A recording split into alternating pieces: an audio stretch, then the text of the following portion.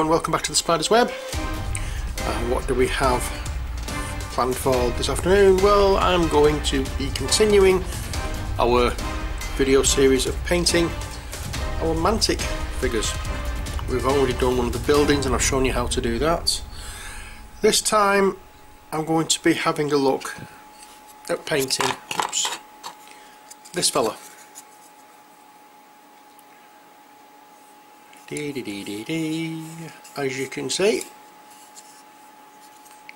armoured, well not armoured, but he's got all the bone-like chitinous stuff over the place, raw, sinewy, fleshless for the rest of it.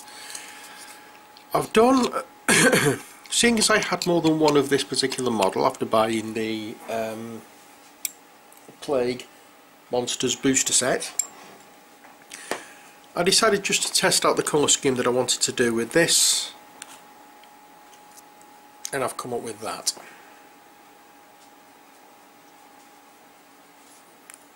I quite like it.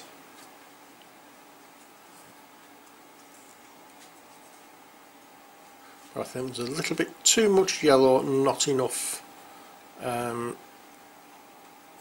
of the greens on this. So what I'm going to do with this one before we go any further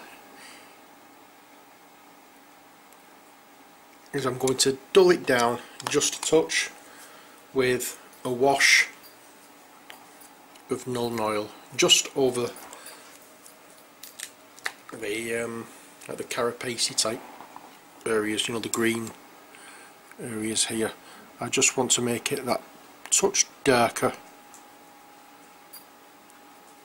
So we'll do that first and then I will go with the base coat and the washes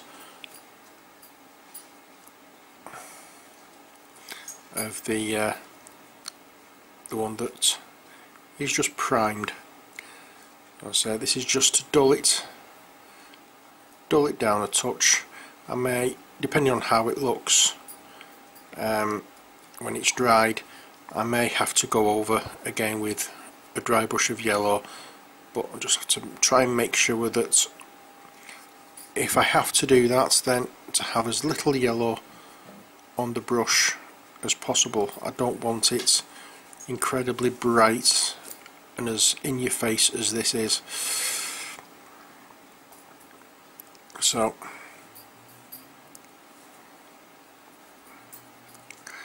we'll just give it a wash. We're not going too overboard with it. As I say, it's just a case of dulling it down.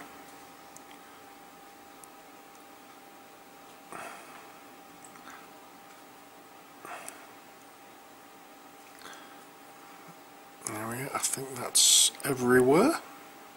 Not quite. Not under, and there. So hopefully that has dulled it quite a bit, and when it's dry we'll see how it looks. But we'll place that to one side, we'll put that away for the time being, and now we will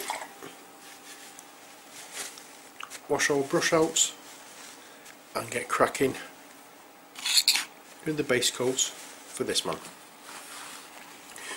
Okay, so the base coat I used for the first one, for this one,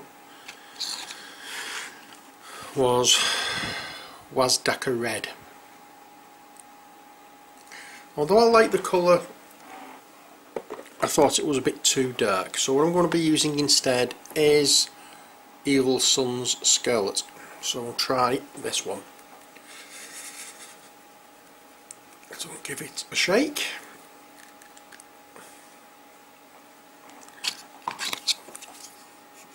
And then we can get going with it and just liberally applying it to all the places that is just fleshless organic matter, all the sinews and muscles.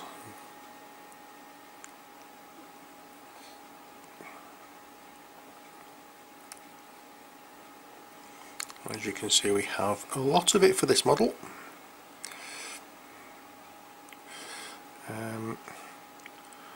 That's just it. That's just the way. I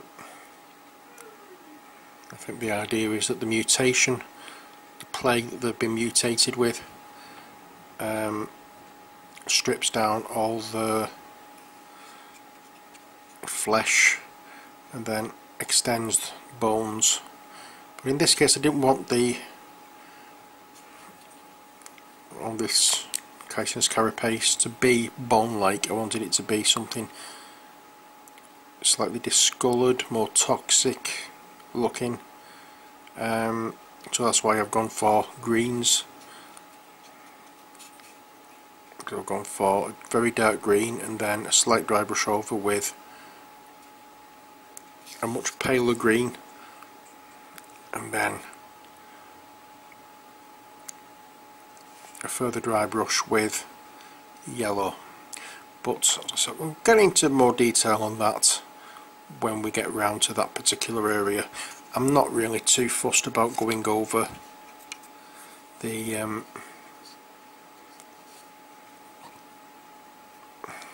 on the bony areas. I said bony areas, it's the best way of,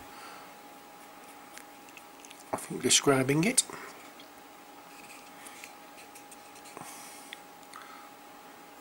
This natural armour that he seems to have.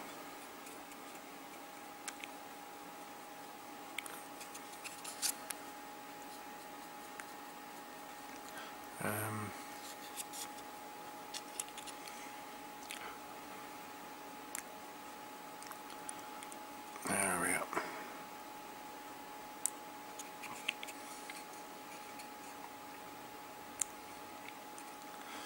And we just have to watch where the actual organic meatiness is, shall we say, for want of a better phrase, because a lot of this on this model is the bony carapace.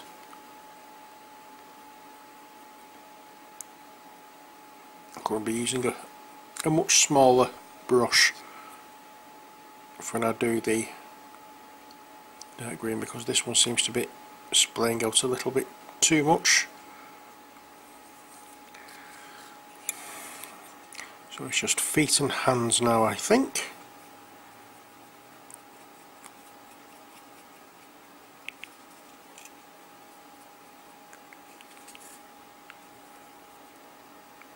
I've been using this a bit too much for dry brushing, so I think I've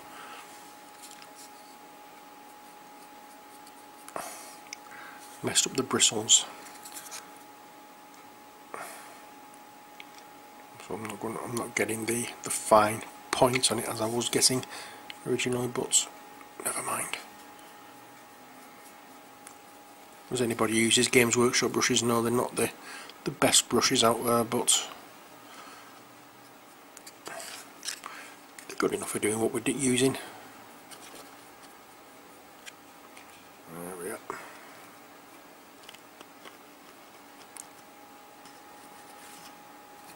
I'm going to bang a load of red in there.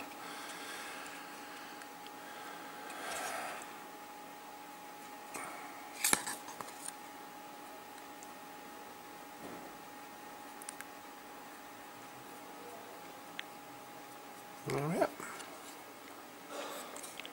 Oops, face.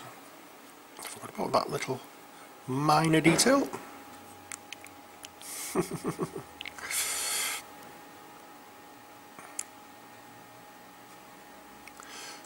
we are. Almost done.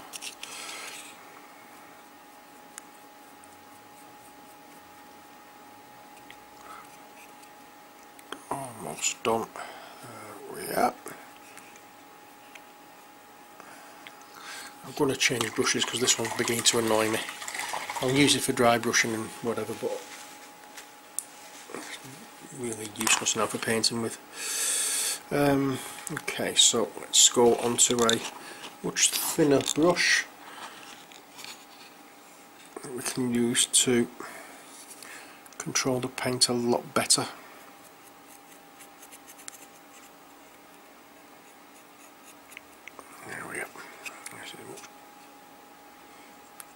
much better. There we go.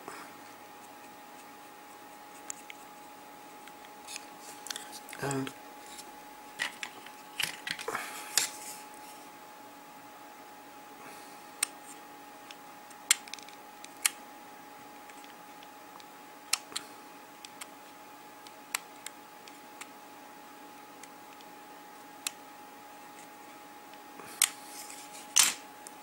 just try and make sure you get on the flashing off before you start painting.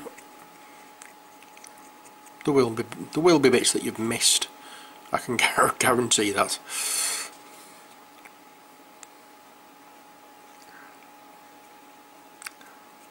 Again, not to worry.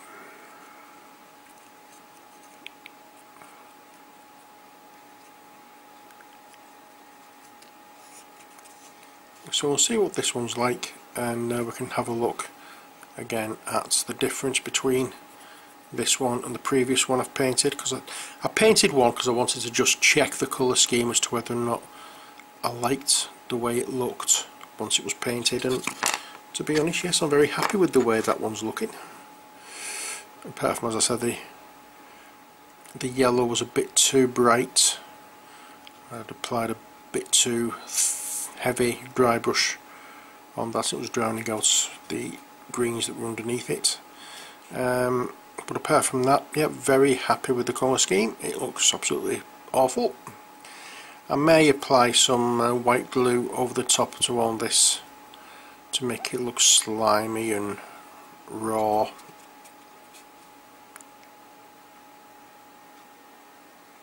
But that's just a may do as time goes on. Nothing set in stone over it.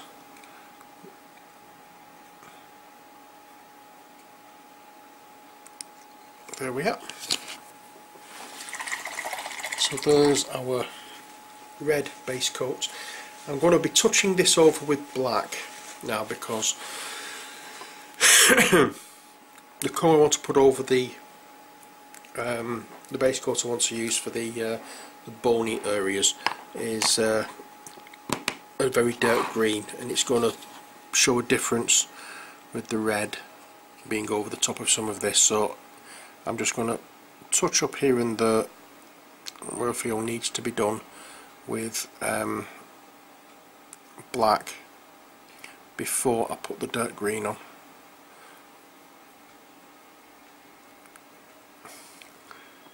So you want well, you don't necessarily need a uniform colour on a subject matter like this, but it's much better for the base coats if you can run with a proper fresh colour rather than bits where it's discoloured because of carelessness, shall we say, with a little bit of paint.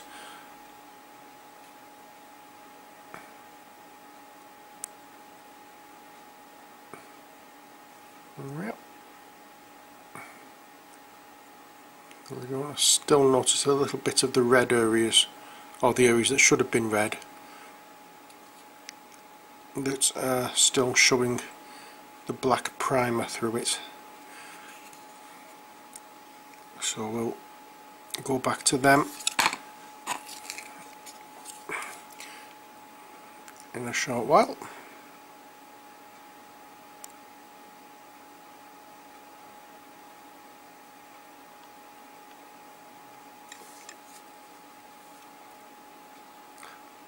And I can't believe how careless I've been in some of these. Mind you, saying that, that brush was a bit iffy, so it's no wonder it's gone like this.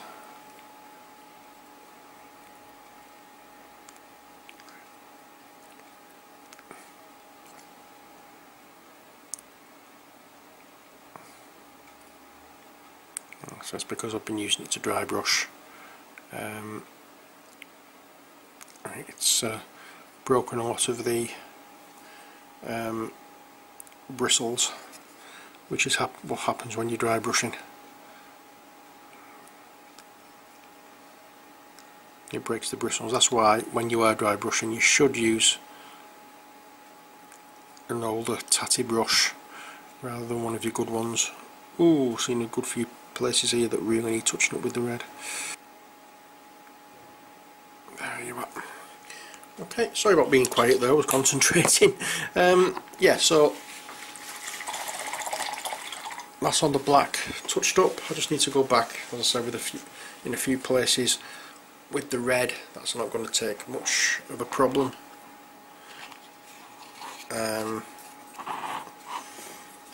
So let's have a look where I've seen bits I need to touch up. And this here.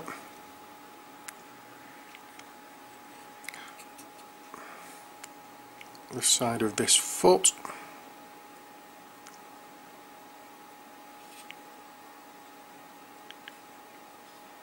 Was there anywhere else? I can't think. Was there anywhere else? Not anybody else. Was there anywhere else? Let's get in there. Let's tickle that and push pins in there.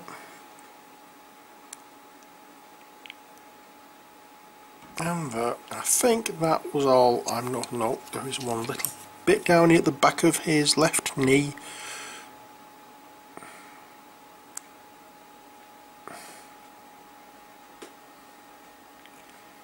There. And there. Okay, so that's basically it. That's your base coating done. And there are your colours. What we are going... Have I gone back over that black? I have. Oh, for crying out loud. Right. What we're going to be doing... I just noticed you will see this, as I've said before, you will see areas, no matter how many times you go back over, you will see areas that you've missed. The thing is, don't worry about it. If you see areas and they're fairly large areas, like here, just go back over them, not a problem. If it's just small spots here and there, then ignore it. Not worth bothering about. All the paint over the top of that will hide it. So what are we going to be doing now with this? Well, with the black we're going to be going over that with dark green. With the red we're going to be washing it. So we'll just wait for this black to dry off for most of it. And the colour we're going to cut with ding. Right, so the colours we're going to be using for the main base coating on the bony areas is Caliban green, what used to be Dark Angel green. We're going to be using that. The highlight colours from the bony carapace, we've got Scorpion green, which I cannot remember what the new version of that is, followed by Flash Gits yellow as the extreme highlight. Okay, next we are going to be, as I said, washing the red. We're going to be washing the red in Druichi Violet.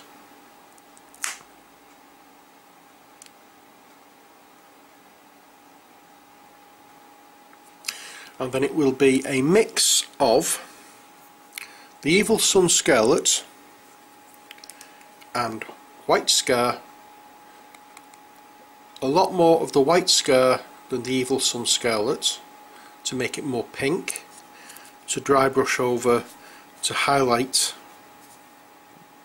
all of the what would be the fleshy parts, and then more of the White Scar added into it as an extreme highlight.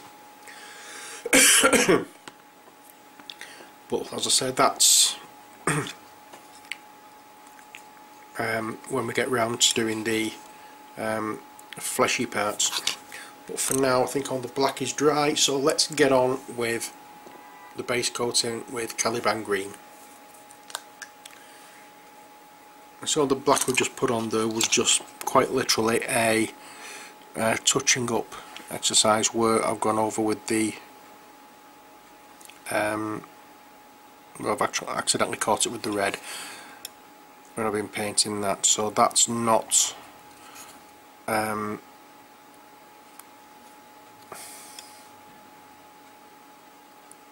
anything to do with the painting process. As I say, it was just repairing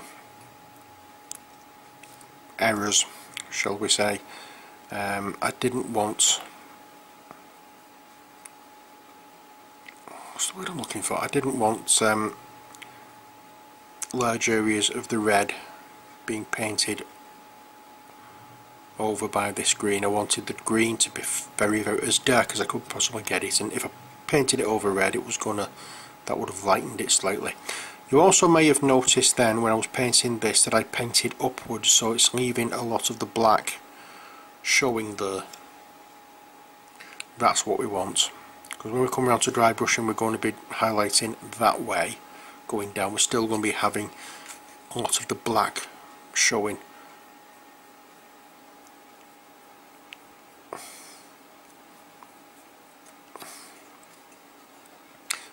And that is what we want. We want it going from very dark colours going up to very, very light. The only thing we're not going to be putting on this part is white.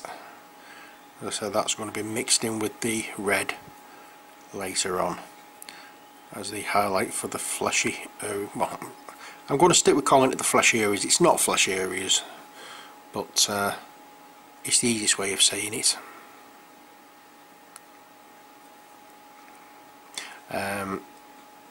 So just remember when we're doing this, right, that there is a colour scheme that Mantic Games have used for theirs, and as you know, as you can tell, I'm not following it. The reason I'm not following it is because these models, although made by Mantic or marketed by Mantic, designed by Mantic, however if you want to get technical with it, I don't know whether they made it or they contracted another company out to actually make the models, but they are, as I say, Mantic. Mantic have their name on these models. They are owned by Mantic, or the name is owned by Mantic. The models were paid to be made by Mantic, whatever. I bought these models. These models are my models, and I'm going to paint them any way I see fit. That is part of the joy of this hobby. We make our own decisions of what we're going to do with the models we buy. That goes with the quality of the paintwork as well. Now, I am not the world's best model painter. There are many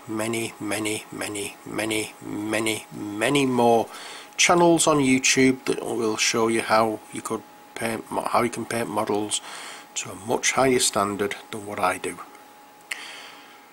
The reason I do these models, the reasons I paint the models, is because I want them to look good when I am playing the games. I am doing these as gaming miniatures. They are pieces used to play a game.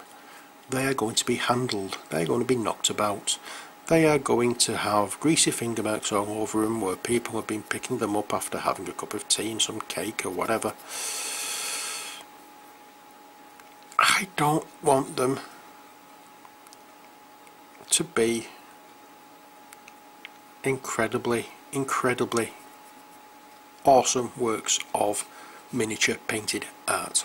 I want them to be good quality, nice, nicely painted gaming figures. They're not going in for awards, they're not going in for competitions, they're not going in for displaying anywhere. they are going to be used as gaming figures. So therefore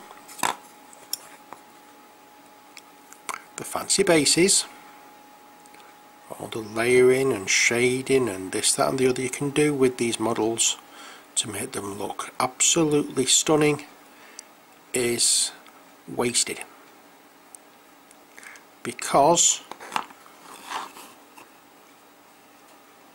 as I said, they're going to be carried around, going to the games club, going possibly to friends' houses where I can play them, this, that and the other. They're going to be transported, they're going to be handled, they're going to be knocked about, they're going to be dropped, they're going to be bashed about, abused and used.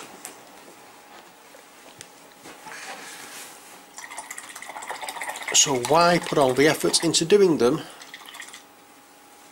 to a really high standard when as a gaming piece that looks better than that, which is just another model which is primed, which looks a huge improvement on that, which is the burr plastic. If you want to keep your miniatures in the burr plastic, that's up to you. But if you want to give them a nice look fairly easily, keep watching, because that's what I intend to show you. I want, my idea, my theory over my videos is that people who are brand new to modelling or to these miniature games, wanting to paint the figures for the first time, watching some of the other artists doing these and seeing the astounding work that they're doing and thinking to themselves, oh dear God, I'll never be able to get to that level, never be able to do this. I intend to make sure that people are fully aware that you can get a good effect on their models just by following a few simple steps. The simple steps are, first off, glue your model together to the point where you're not going to be obstructing your brush when you come down to painting it. So if you've got arms that's going across there, like this one, don't glue the arms on. Obviously you can glue the head on, glue it to the base, that's not going to cause a problem, but don't glue the arms on. I've glued an arm on this fella here, but I haven't glued that arm on, because if I glued that arm on I couldn't get into there very easily to paint it, so that's why I've not glued both arms on, only one.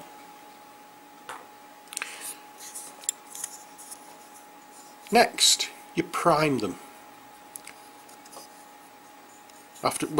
Saying next, what you do after you've got your models off the thing is take all the flashing off, all the mould lines, and then you prime them. Depending on whether you want a fairly dark end result or a fairly light end result. If you want it dark, undercoat with black. If you want it pale, undercoat with white or grey. There's different coloured undercoats you can get depending on what colour you want most of your models. You can just prime it that particular colour, but I like to do them in black. The next step is base coating, which is what we've done here, which is just putting colour onto your model where you want it going. So in this case I wanted red going where the fleshy organic parts are, and I wanted the very dark green where the bone structures are going to be. Next we come on to washing and highlighting. Okay, so the highlighting is basically getting a paler colour, which we will get into after the wash that I'm going to be applying. You've got a paler colour which goes over the dark colours. That's your highlighting. Washing is putting on a very watered down colour to pick out the shadows. We're going to be doing that now with the red areas, and as I say, for that we're going to be using the Druici Violets. After that we won't be highlighting near enough everywhere, but that will be in the next part of this video. In fact, I might do it as part 2 of this video and leave this video now after I've applied the Druici Violet wash. That might be the best option. So, as I say, we're going to wash this now. I'm not going to wash all over, I'm just going to wash the parts that I've done in red. If you get any of this on the green, it doesn't really matter, but you want it primarily on the, you want to focus on the red areas, nowhere else. So we'll do that, and it's just, as I say, paint over all the red.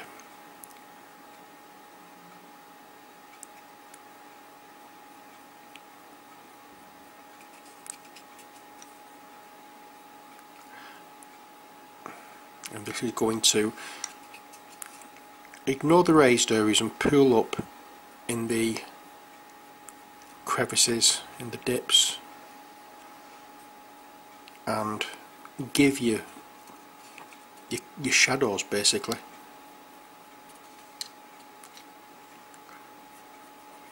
I'm going to see where the highlighted areas are and where the highlights should go and where the shadows actually should go.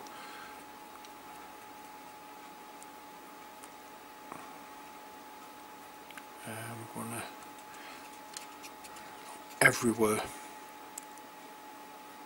Lily's red gets covered with this Druici Violets. So we want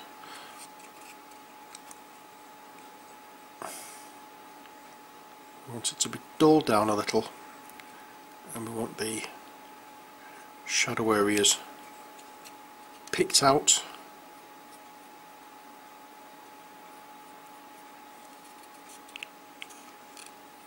And it's going to take a while for this to dry.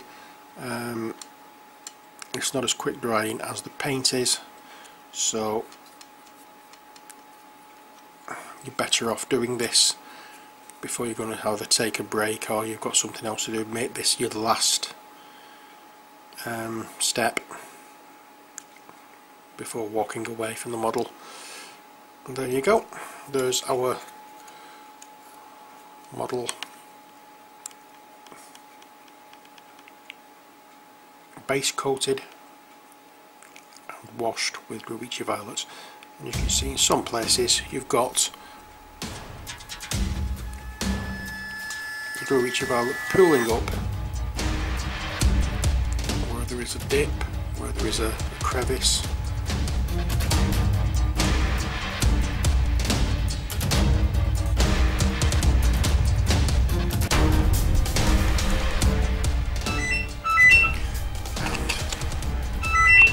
My phone, so I'm going to leave it there, and I want to say, as always, until next time, take care, God bless, and bye for now.